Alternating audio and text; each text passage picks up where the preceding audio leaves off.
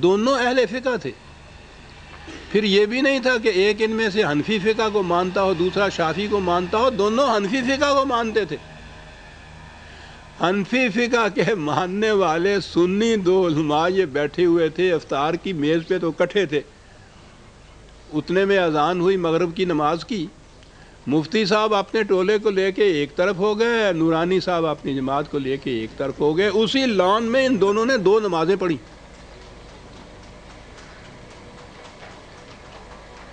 مملکت کے لیے کامن لا ہمیشہ بنتا ہے، ایک قانون ہوتا ہے نا ساری مملکت کے لیے. قانون اگر 2 ہو جائیں تو ایک مملکت وہ رہتی نہیں ہے. اگر یہاں قانون ہے کہ بائیں طرف کو چلو تو سارے ملک کے لیے یہ ایک قانون ہے. اگر یہاں 2 قانون ہو جائیں کہ بائیں طرف کو چلو بھی قانون ہے اور دائیں کو چلو بھی قانون ہے، تو پھر دیکھیے چوراہوں پہ کیا ہوتا ہے. مملکت کی بنیادی شرط یہ ہے مملکت ہونے کے لیے کہ اس میں پبلک لا کا ضابطہ ایک ہوتا ہے.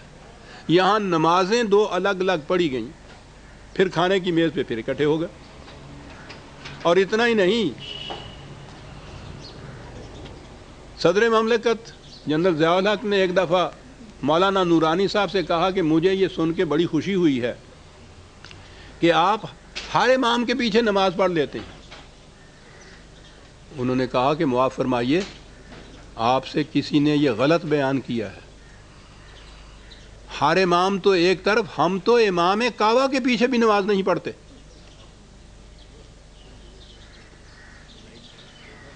عزیزان من، پتہ نہیں لوگوں کو کہ اسلام کیا ہے، ان کے آپس میں اختلاف کیا ہیں، کہاں تک وہ گئے ہوئے ہیں.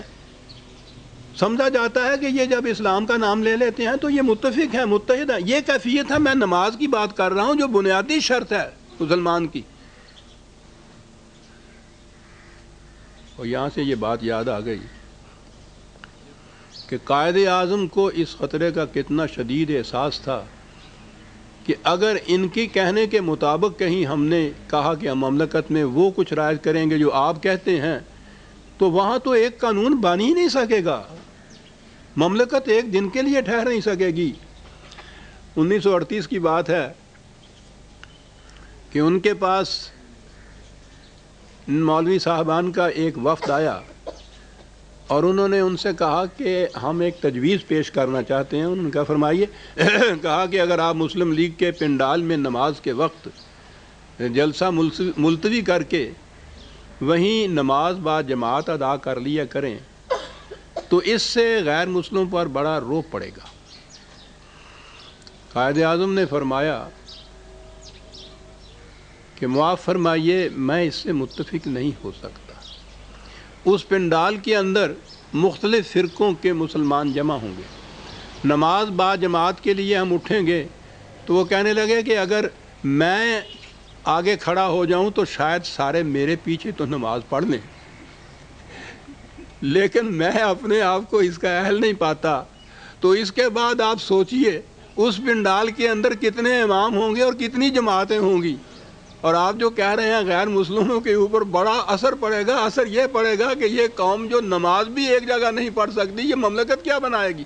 کہنے لگا معاف فرمائیے، اسی طرح چلنے دیجیے جس طرح سے چل رہا ہے. یہ تھی کیفیت. تو یہ جو قوانین فقہی بنے ان کا پہلا بنیادی نقص تو یہ تھا کہ مختلف فقہ ہیں اور اس کے مختلف فرقے ہیں. کوئی فرقہ اپنی فقہ میں ذرا سی تبدیلی کو بھی برداشت نہیں کرنے کو تیار.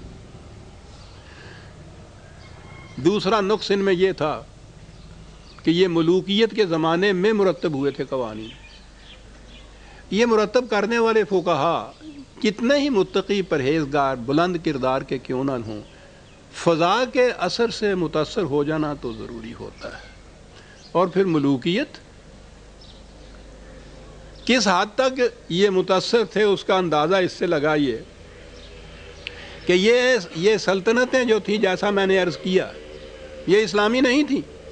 بزور شمشیر قائم ہوئیں، موروثی طور پہ آگے چلیں. یہ جتنے بڑے بڑے آپ کے ہاں کے یہ ائمہ تفسیر اور محدثین اور فقہا تھے، ان مملکتوں کے درباروں میں تھے، ان کی مساجد کے امام بھی تھے.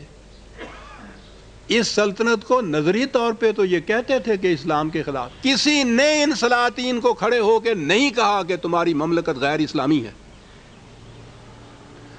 بلکہ اس کے خلاف ہر محراب و ممبر سے ان کے ہاں جمعے کے خطبوں میں ایدہ اللہ بنصرہ وخلد اللہ ملکہ کی دعائیں، اللہ تمہاری مملکت کو قائم رکھے، خدا کی نصرت اس کو حاصل ہو، یہ دعائیں مانگی جاتی تھی. یہ تھا اثر.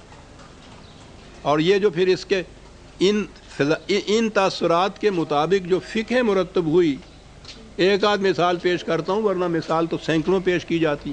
فقہ حنفی میں یہ ہے کہ سربراہ مملکت سے اتنی رعایت انہوں نے کی ہے کہ قتل کے جرم کے سوا کوئی اور بھی جرم ہو جائے اس سے مواخذہ نہیں کیا جا سکتا.